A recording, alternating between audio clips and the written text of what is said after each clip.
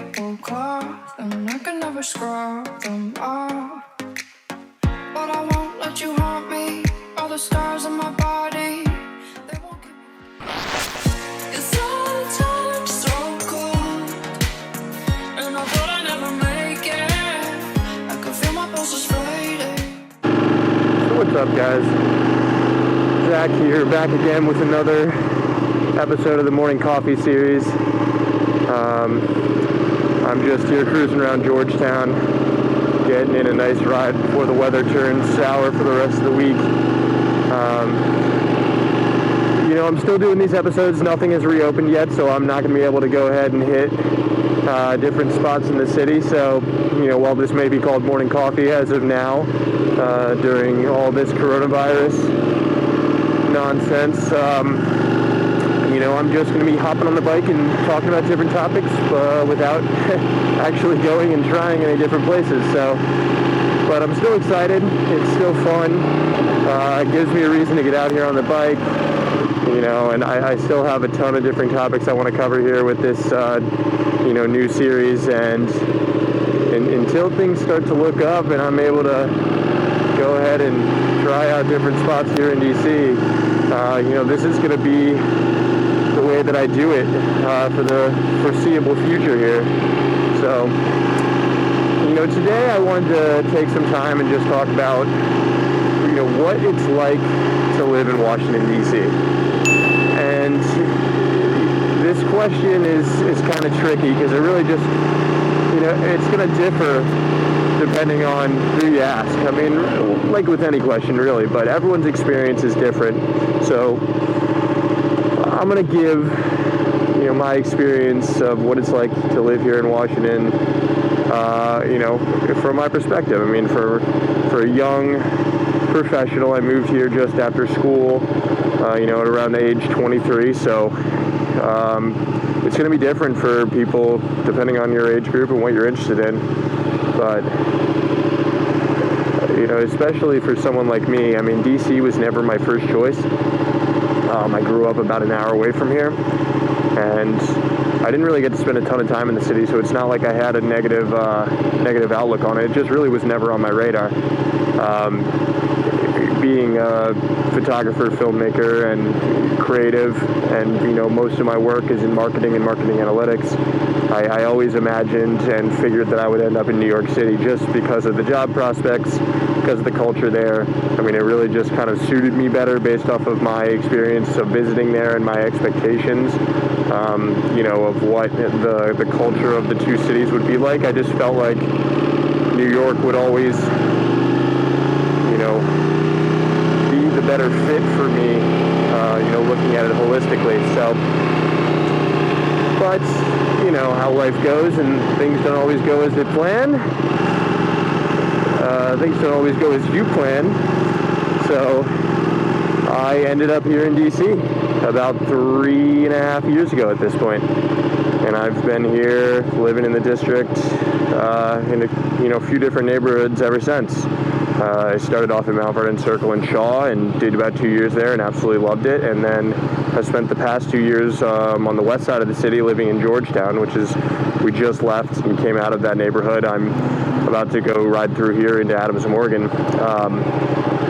But, they're two very, very distinct neighborhoods. They're, incredibly different, and they both offer, a lot of unique qualities to them based on what you're interested in. I mean, Shaw, when I first moved here, was sort of still up and coming. I mean, it was sort of past the point of where it was, really fringe and grungy, and it still has some grunge. I don't know if that's the right word, but, Shaw was kind of experiencing a renaissance in terms of all the bars and restaurants, and it was kind of turning over from being what had historically been a more dangerous part of town to really the hot spot for the entire city, especially for people, in the younger age range. So it was a ton of fun spending the first 2 years there. Really, really enjoyed myself.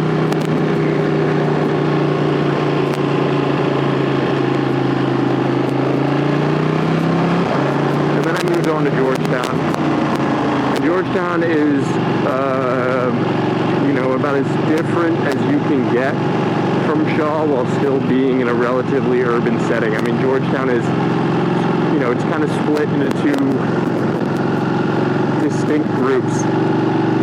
There's the people who are, in their mid to late 40s all the way up into 60s, who own all the wildly expensive and beautiful row homes. And then there's the college students who attend the university who are also living in pretty amazing places for college housing, if you can, all things considered.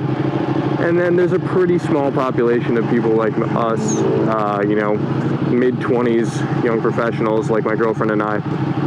But it's been an awesome neighborhood for us over the course of the past 2 years. It's, really offers, access to everything that you love and, is great about living in downtown and in the city because it's so close. I mean, even just, in the past 5 minutes, I've been able to pop right out of Georgetown and be right in the thick of everything here in Adams Morgan, which is one of my favorite neighborhoods.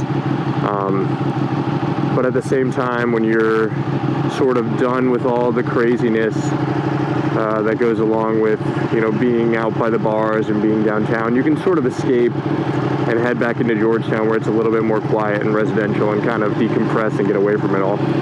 So it's been a really cool couple of years, being able to experience, the western side of the city, which is, full of really, really cool shops, bars, and restaurants. But then you also kind of got a neighborhood feel where we, know the people that live next to us.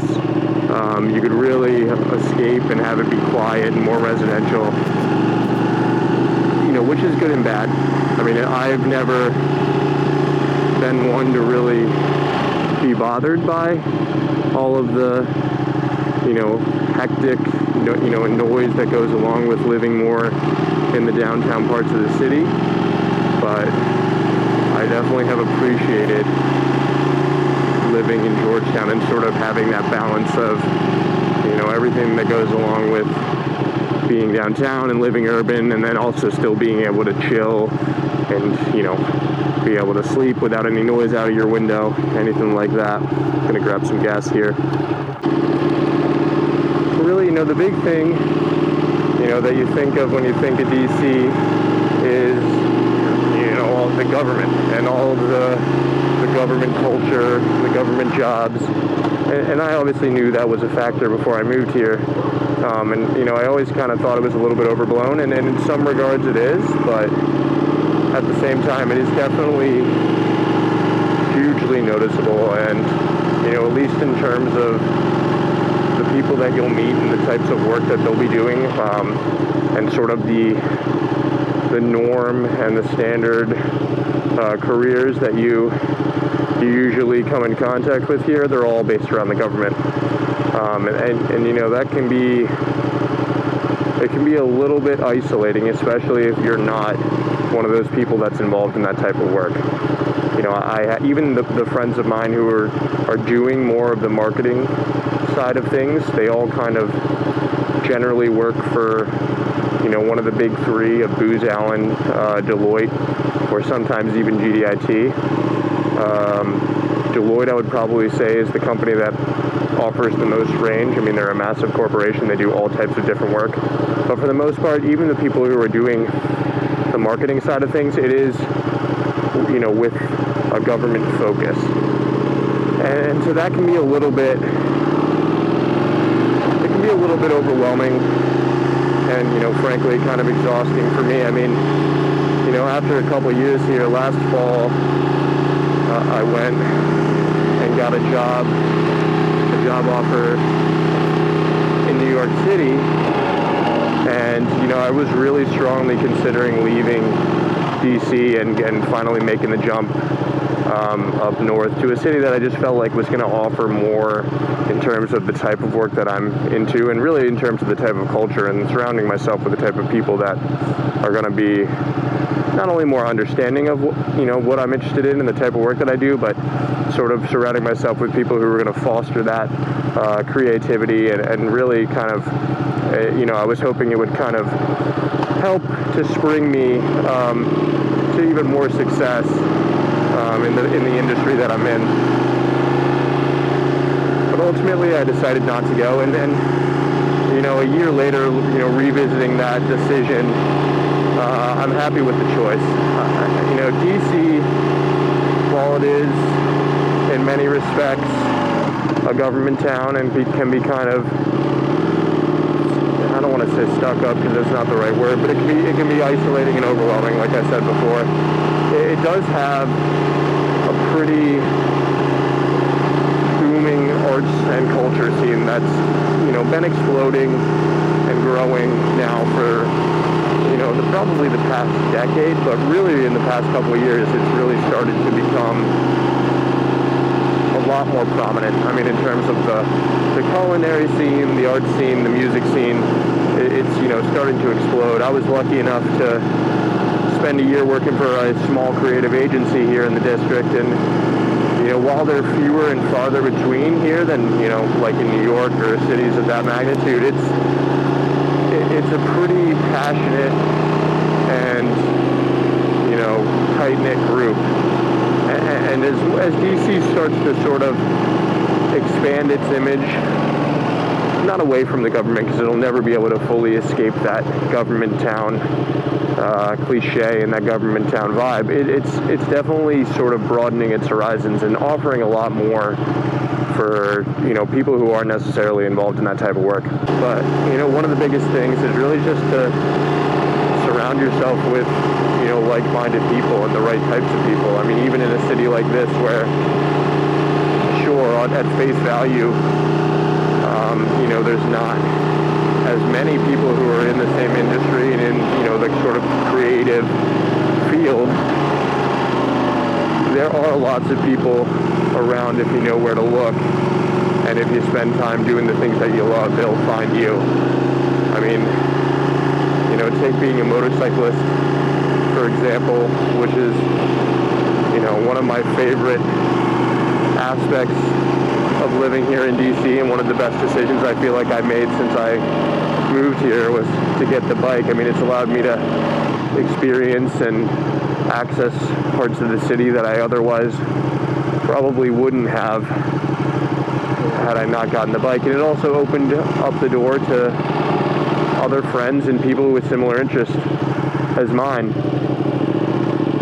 You know, there's enough people here and enough different subcultures here that you can really find yourself making the city whatever you want it to be. And, you know, once I realized that, my perception of DC really changed, and I began to really enjoy myself, and now I feel like I have a community of people here that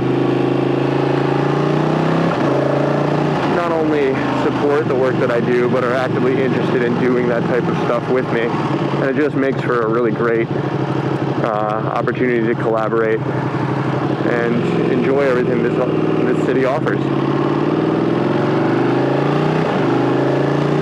But like I said, you know, this is just my take on it. It's going to be different for everybody, but if you've ever considered, you know, moving to the city, I would highly recommend it as a young college grad, someone looking for big career opportunities. Even if you aren't interested in the government field, the city offers a ton.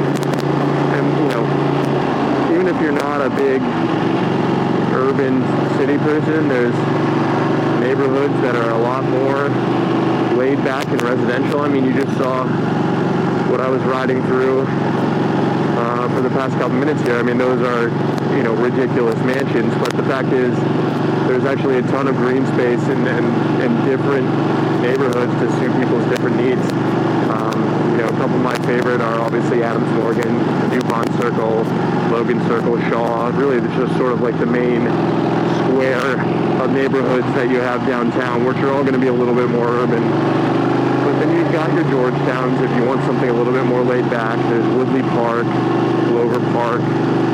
Capitol Hill is another place where it's a lot more low-key, more families. So the city has a lot to offer, and it's really, really, you know, experiencing changes that I think are overall pretty positive.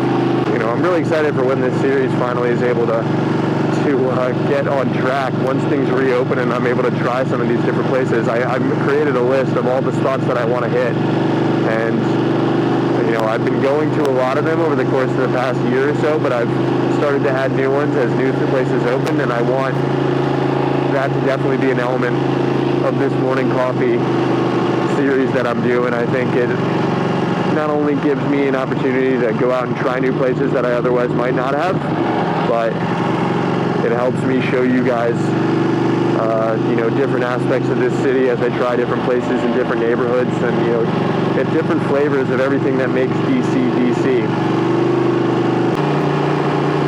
Like I said before, you know, if you guys are liking this content and you know, want to see more, please drop a like. It really helps out the channel, and subscribe and hit that notification button so you don't miss any of these episodes in the series. And you know, any tips, any comments, any suggestions on topics you would like me to talk about, go ahead and leave them in the comment section below. I read and respond to as many as I can.